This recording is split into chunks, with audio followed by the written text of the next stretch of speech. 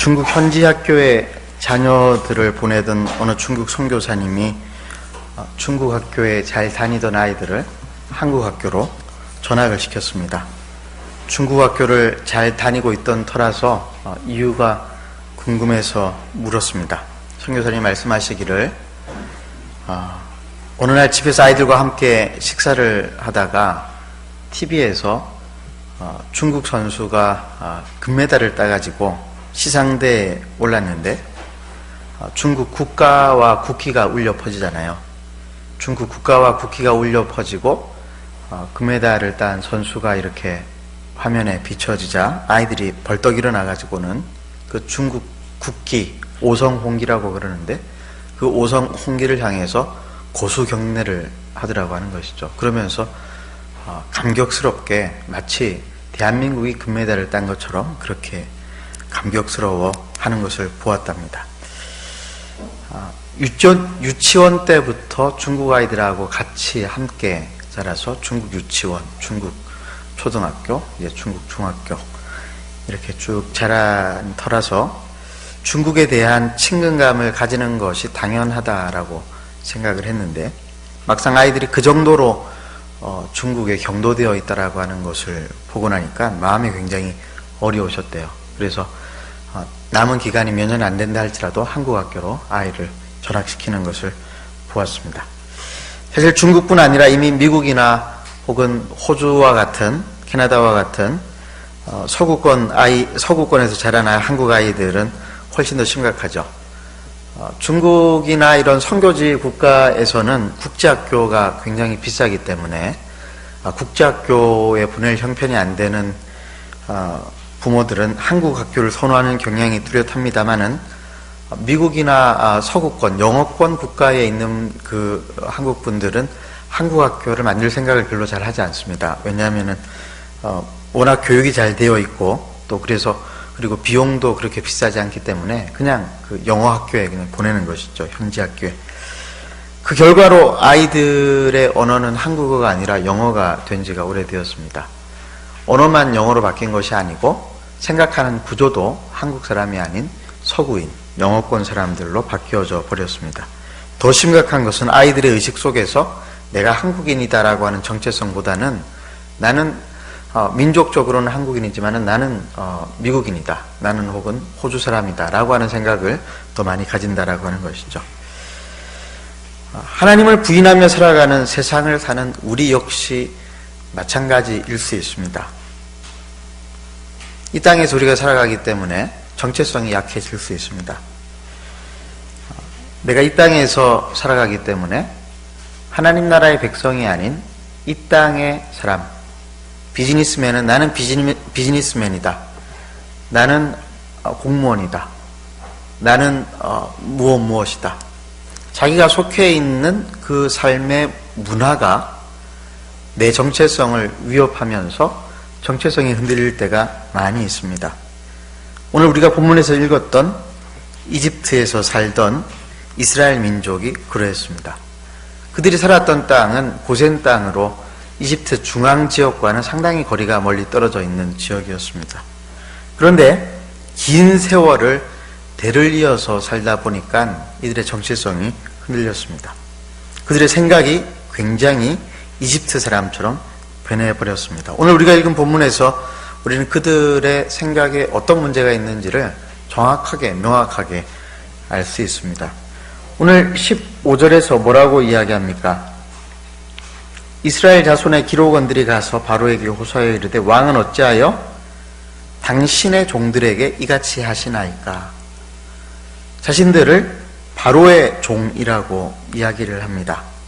16절에도 당신의 종들에게 짚을 주지 아니하고 당신의 종들이 매를 맞사오니 이는 당신의 백성의 죄니이다. 당신의 종들, 당신의 백성이라고 하는 표현을 굉장히 많이 쓰고 있습니다. 이스라엘 백성들이 400년을 이집트 땅, 애굽 땅에서 살았다고 해서 바로의 종, 바로의 백성입니까? 그렇지 않죠. 하나님의 백성이라고 하는 것이 팩트, 사실입니다. 그런데 그들의 생각이 바뀌었습니다. 바로에게 자신들의 생각을 밝히기를 우리는 당신의 종, 당신의 백성들입니다 라고 이야기를 했습니다. 두 번째로 우리가 그들의 생각이 바뀐 것을 알 수 있는 것은 이들이 모세와 아론의 등장으로 고된 노역에 시달리게 되어지자 이 갑작스러운 억울한 상황 앞에서 그들이 찾아간 곳은 어디였냐면은 하나님 앞이 아니라 누구에게 찾아갑니까? 바로왕 앞에 찾아갑니다. 바로왕 앞에 찾아가서 호소합니다.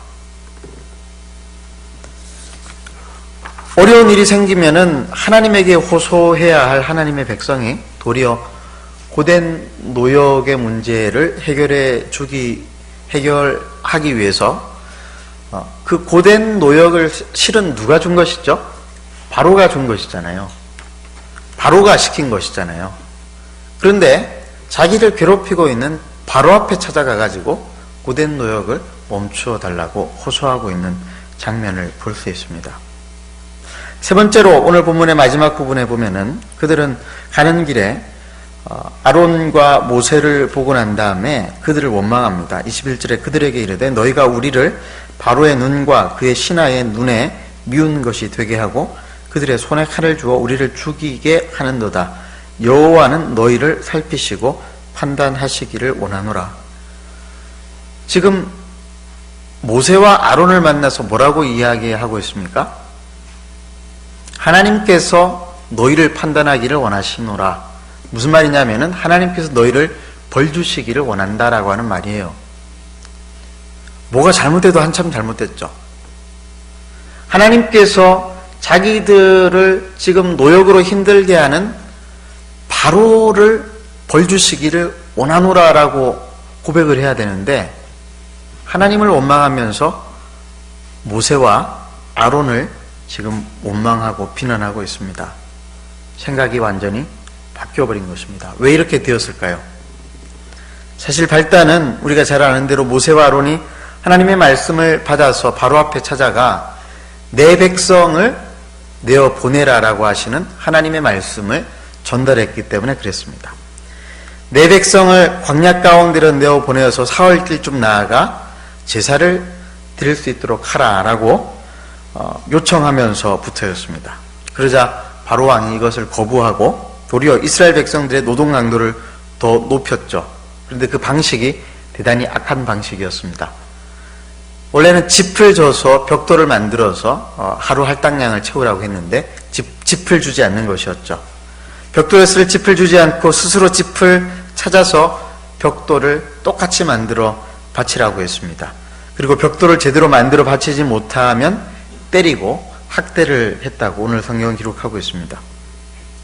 우리는 여기서 이집트가 어떤 나라인지, 애굽이 어떤 나라인지, 또 애굽을 다스린다라고 이야기하는 바로 왕이 어떤 왕인지를 똑똑히 보고 있습니다. 이집트는 악한 나라입니다. 바로 왕은 악한 왕입니다. 왜 그 나라와 그 왕이 악합니까? 모세와 아론으로부터 하나님의 말씀을 들었을 때에 그들의 반응을 보면, 그의 반응을 보면 알 수 있죠. 2절 말씀, 오늘 읽지 않았지만은 2절 말씀 우리 함께 읽어볼까요? 시작. 바로가 이르되 여호와가 누구이기에 내가 그의 목소리를 듣고 이스라엘을 보내겠느냐? 나는 여호와를 알지 못하니 이스라엘을 보내지 아니하리라. 바로가 정말 여호와 하나님이 누군지를 몰랐을까요? 3절에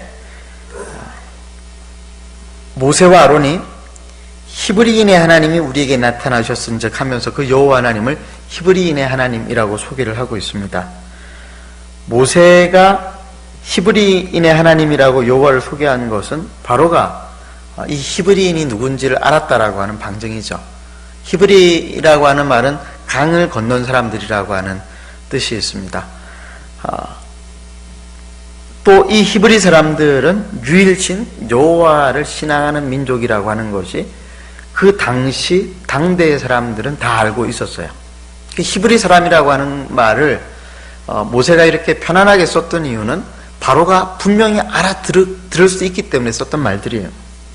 그렇기 때문에 이집트 온 제국을 통치하는 이 바로가 히브리인의 하나님의 여호와를 몰랐다라고 하는 말은 말이 안 되는 말이죠. 거짓말입니다. 하나님을 부인하는 사람은 거짓말을 밥 먹듯이 합니다. 특별히 사람을 지배하기 위해서 거짓말을 밥 먹듯이 하죠. 독재자들이 그렇죠. 거짓말로 사람들을 속입니다. 예수님 당시에 바리새인들이 그랬습니다. 그들은 사람들을 꽁꽁 묶어서 자기들의 말을 듣게 하기 위해서 수많은 거짓말들을 지어서 만들었습니다. 그게 이제 장로의 전통과 유전이라고 하는 것들이에요.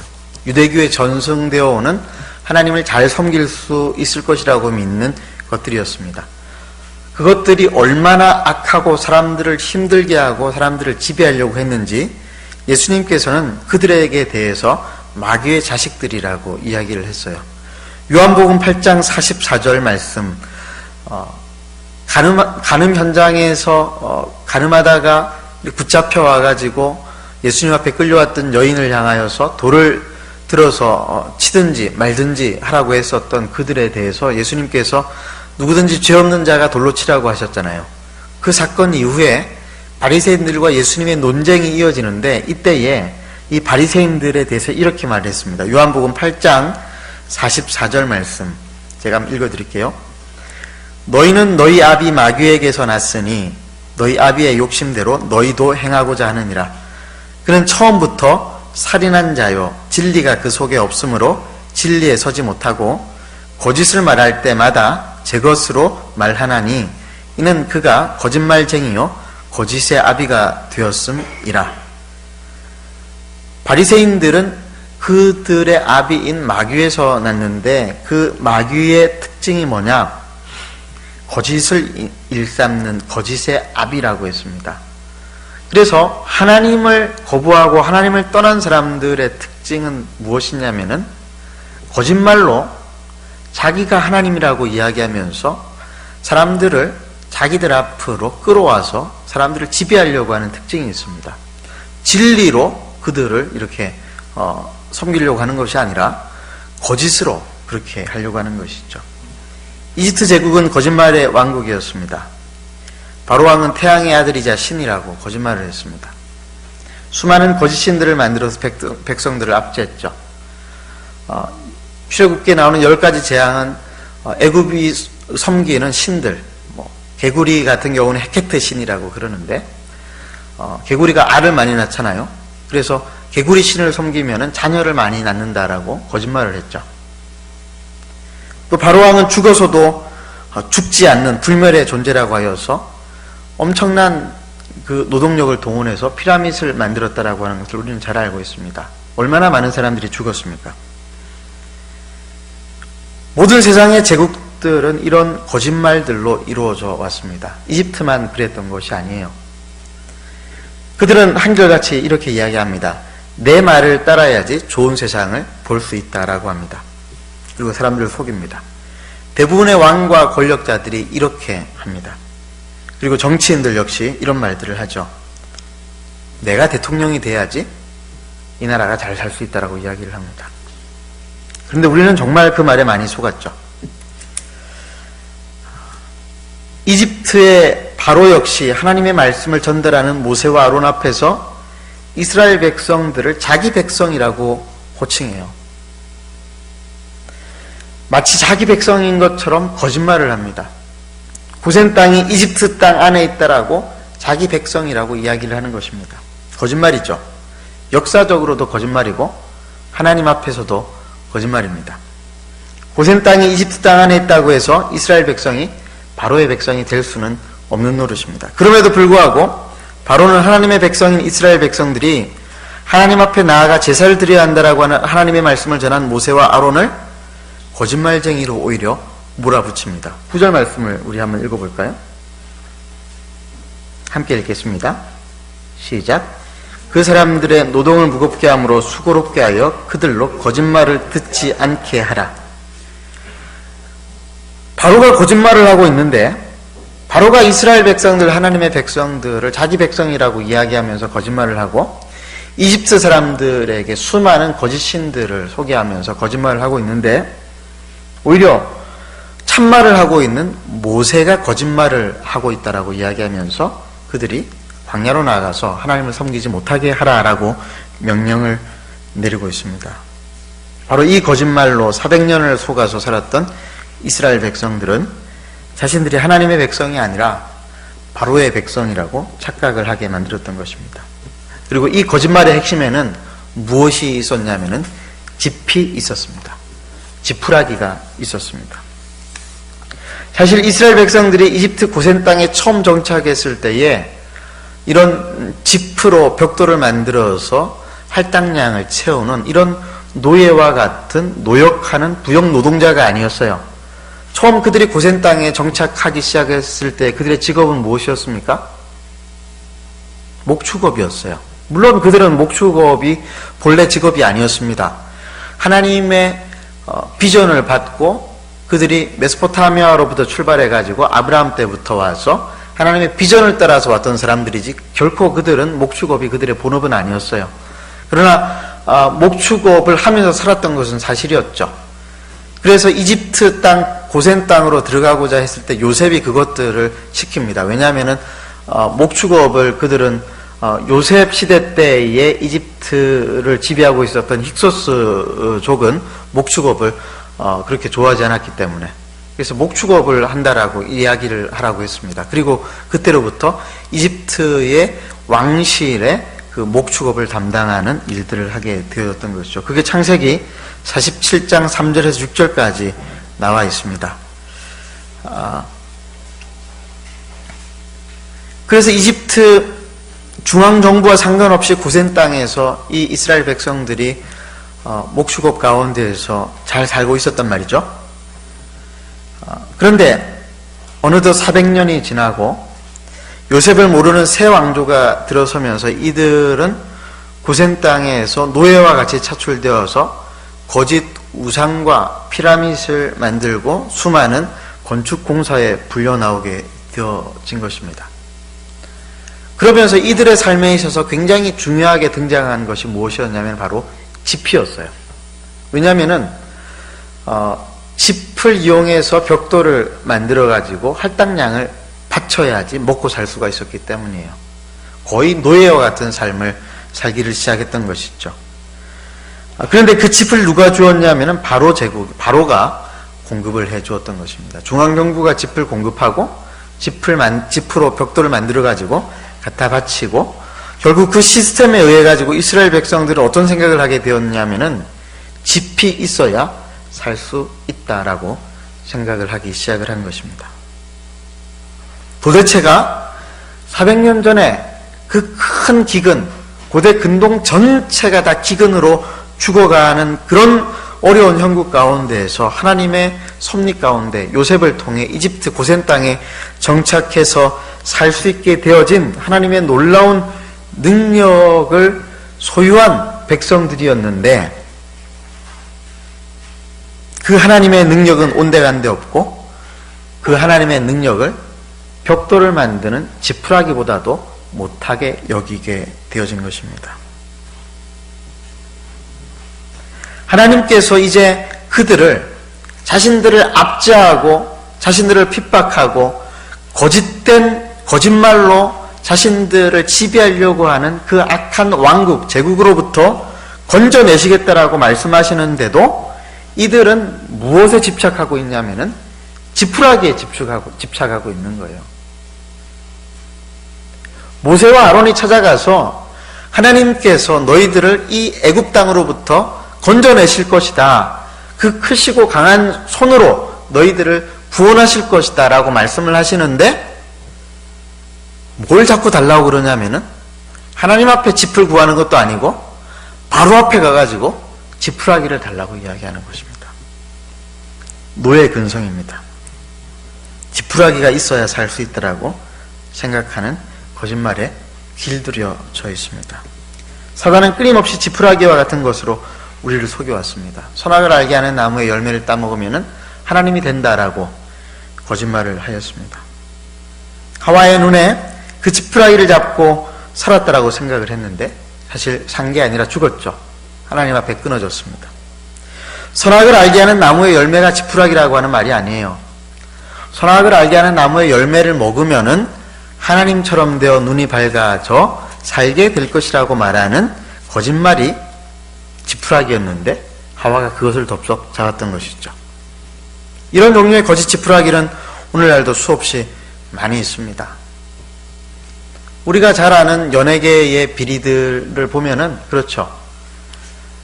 감독이나 PD를 잘 만나고 또 잘 보여야지 출세할 수 있다, 유명해질 수 있다 라고 하면서 얼마나 많은 부도덕한 일들이 일어나고 있습니까?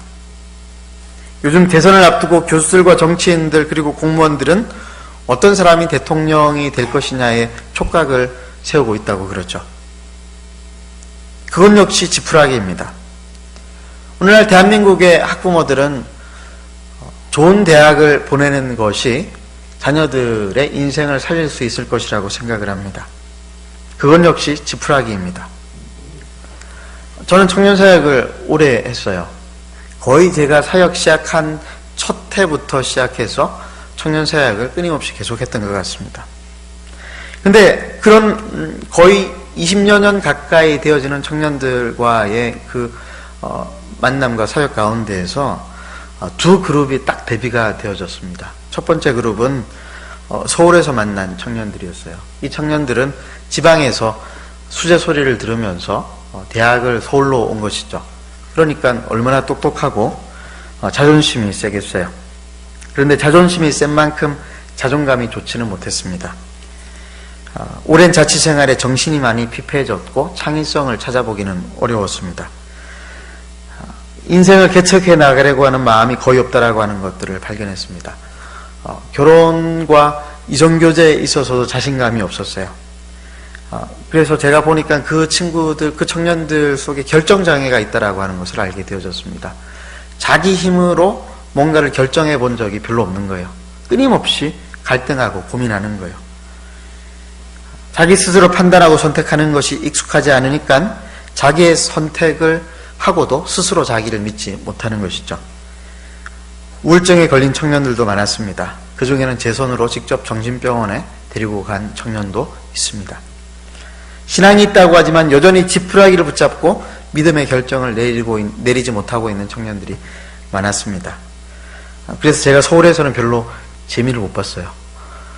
도전하고 훈련을 시키면은 이렇게 좀 그 결단하고 나아가는, 헌신하는 그런 걸 좀 봐야지 저도 좀 재미가 있을 텐데, 이거는 위로도 끝이 없고, 격려도 끝이 없고, 쉽지가 않았습니다. 반면에, 제가 중국에서 만난 청년들은 서울에서 만난 청년들하고는 환경이나 조건이 정반대였어요. 중국에서 만난 청년들은 한국에서 원하는 대학을 들어갈 수가 없어서 중국에 온 청년들이 많았습니다. 쉽게 말해서 한국에서 대학 떨어지고 중국에 유학 온 거예요. 물론 안 그런 청년들도 있습니다만은 그런 청년들이 절대 다수였어요. 또 영어권 국가에 유학갈 경제적 형편이 못 되어서 중국 유학을 선택한 청년들도 굉장히 많이 있었습니다. 그러다 보니까 자존감이 굉장히 많이 낮았죠.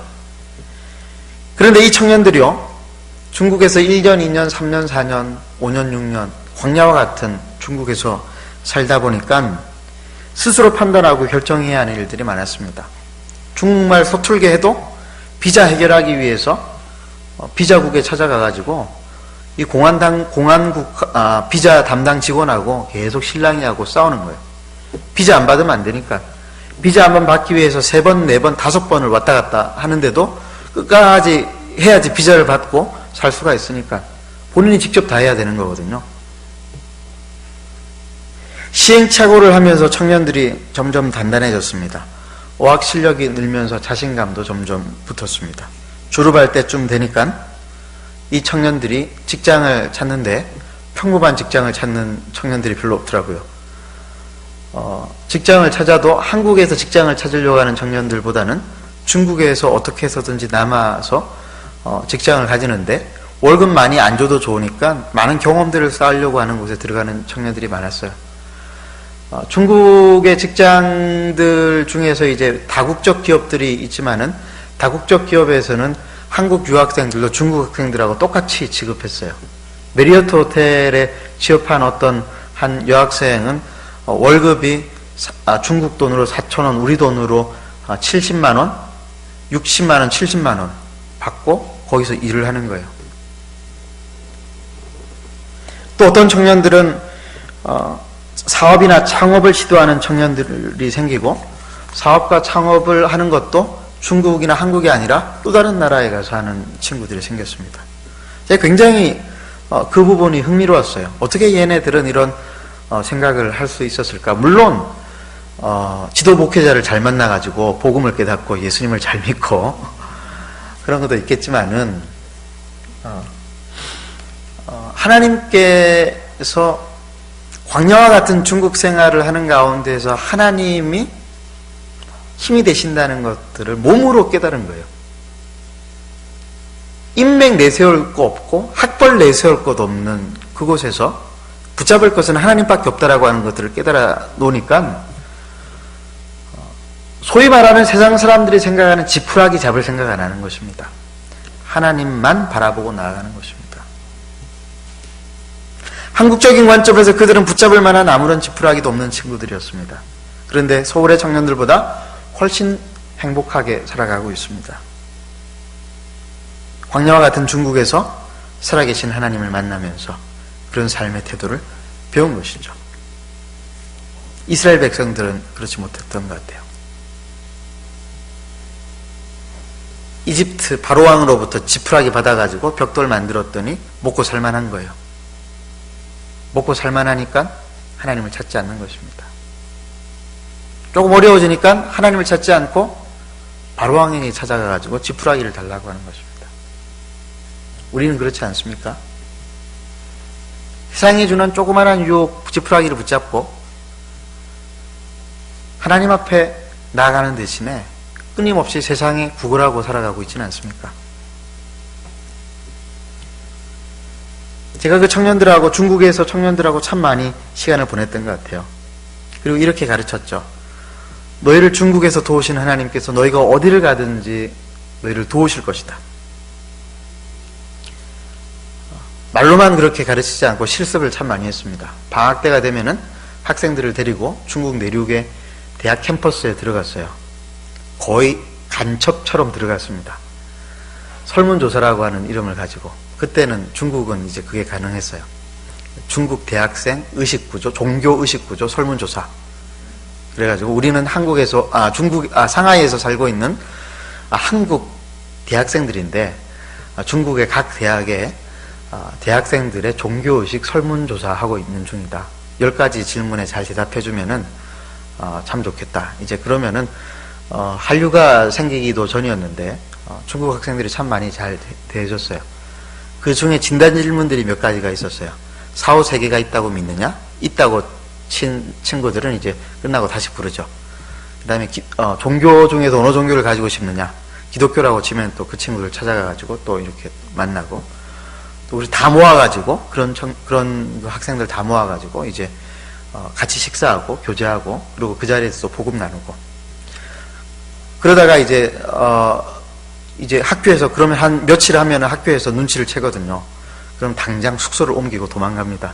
그 다음 대학 가가지고 또 이제 그러고.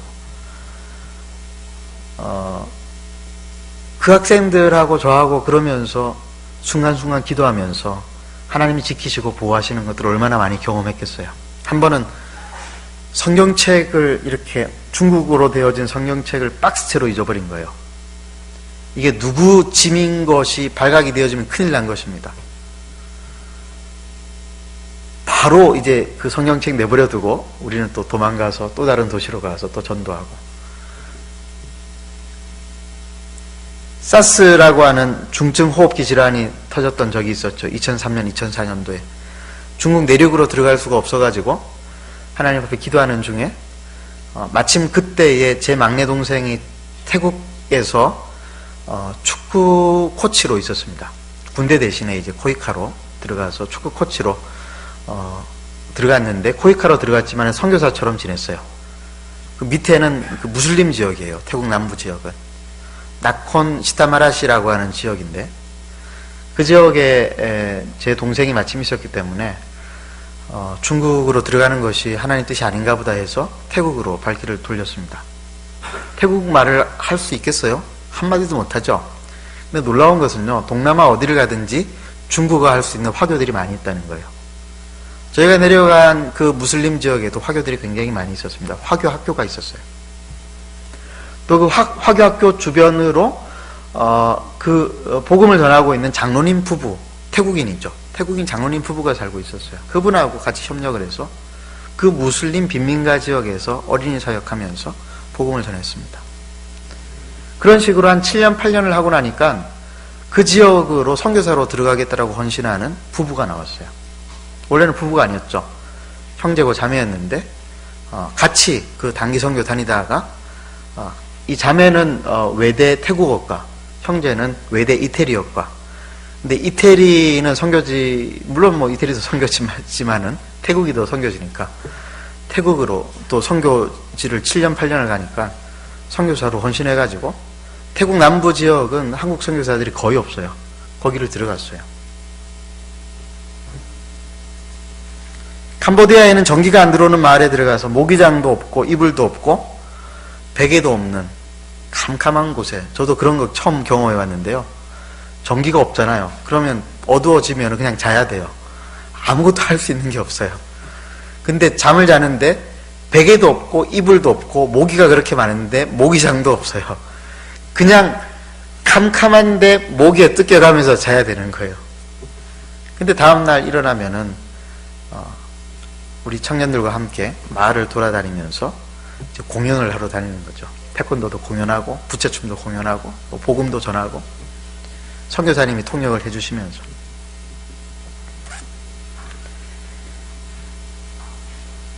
이런 경험 가운데 나중에는 스스로 자기네들이 하나님 앞에 기도하면서 인도를 찾아가고 몽골을 찾아가고 선교지로 나아가기 시작했습니다. 그런 경험들 속에 청년들이 이 세상에 지푸라기를 놓기 시작했습니다.